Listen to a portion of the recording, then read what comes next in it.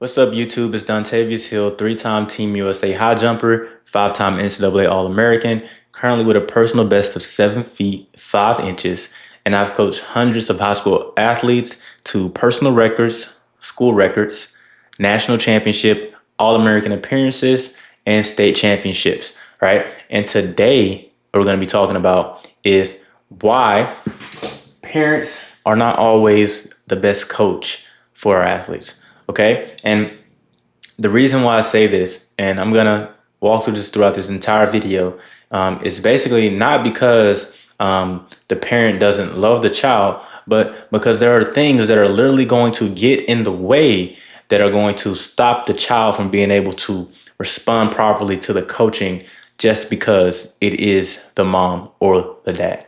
All right. So number one, right? Why parents don't always make the best coach for the athlete most times.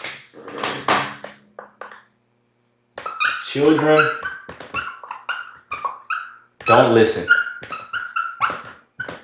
All right? Children don't listen to parents, right? And I'm saying that in the most respectful way. It's just the fact of the matter.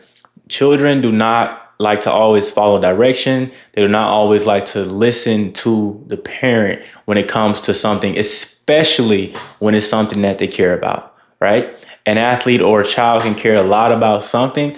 One of the last people that they want to hear from is the mom or the dad, even if the mom or dad is completely right, right?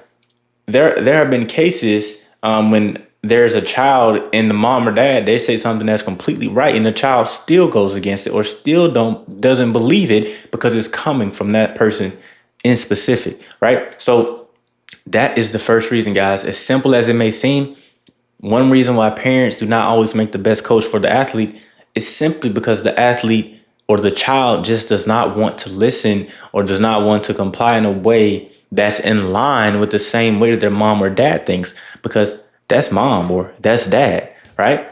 Heard that many times.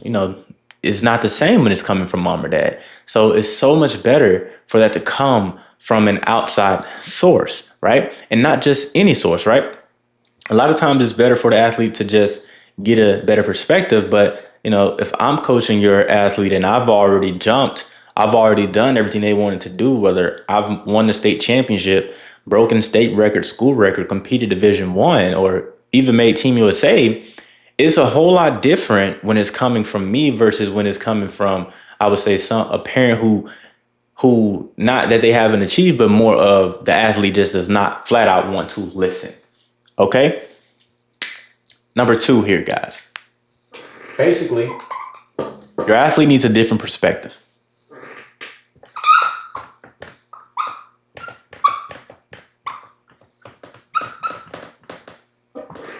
They need a different perspective, okay? And just like how I just mentioned the concept of it just coming from somebody different, that makes all the difference when it comes to your athlete, right? And when it comes to getting a different perspective, there are levels to a perspective. Like I said, a lot of times, this is how it works, right? You have parent perspective over here, right? Just gonna draw a dot. We have parent perspective over here. There's a better way to draw this. I'm just gonna draw it lower so we can make it better. So you have parent perspective over here at this circle, right? And if this was a chart of a success S, you have parent perspective over here for no specific reason, right? It's just children just don't listen, and children need a different perspective. So you have parents here, then you have a perspective that is not good, but it's just coming from somebody else, right? So even if the parent is right, the kid will probably listen to something that's wrong just because it's coming from somebody else, right? And this is their success meter. And then boom, this one goes shot all the way through the roof. And this is perspective coming from someone who's already done it, who knows what's happening and what's going on, right?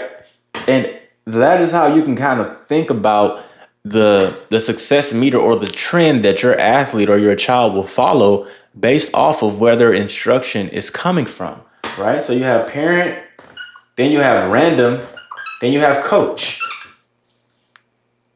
Parent, random, coach. This isn't based off of, these two aren't based off of expertise. These are based off of the child's willingness to listen. This one is based off of expertise and the child's willingness to listen. Both, right?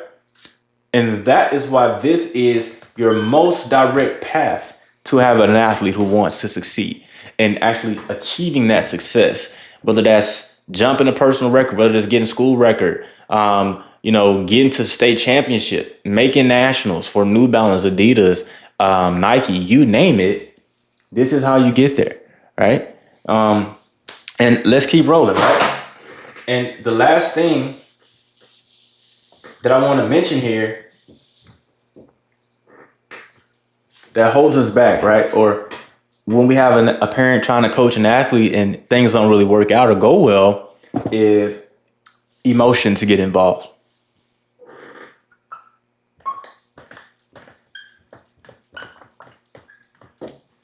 Emotions get involved.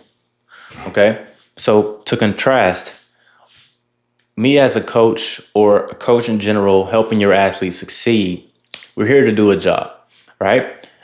We know what kind of athlete we're dealing with, but we have to learn the athlete. But at the end of the day, we're here to do a job, okay? When it comes to a parent coaching an athlete, they want their athlete to succeed, but there are so many other emotions that are going to get involved just because of the relation of parent, child, mom, son, mom, daughter, father, son, father, daughter. It's a lot of emotion that's going to get involved into that, which can hinder the athlete from succeeding, right? It can hinder them from succeeding because it's too much intertwined, okay?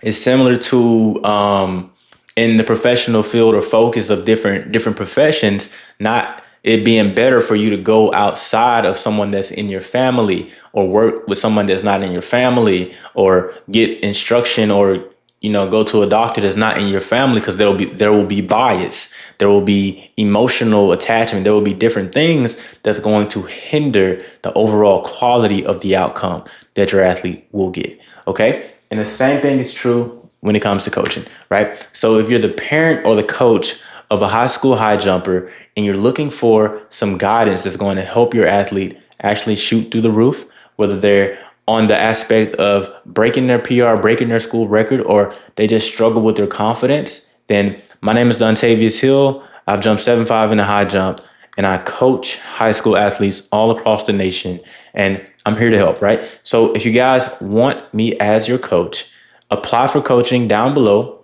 at the link, where you guys will be able to fill out a quick application, take 60 seconds, and we'll hop on a free call to see where your high jumper is right now in their high jump journey, see where they want to get to, and then if everything aligns, we'll walk through the process, get you guys plugged in, and get you jumping some higher bars, right? Get your athlete jumping some higher bars, right? So like I said, guys, book a call with me down below by applying for coaching. We'll get you guys plugged in. We can hop on that call and get you rolling. All right? Thank you.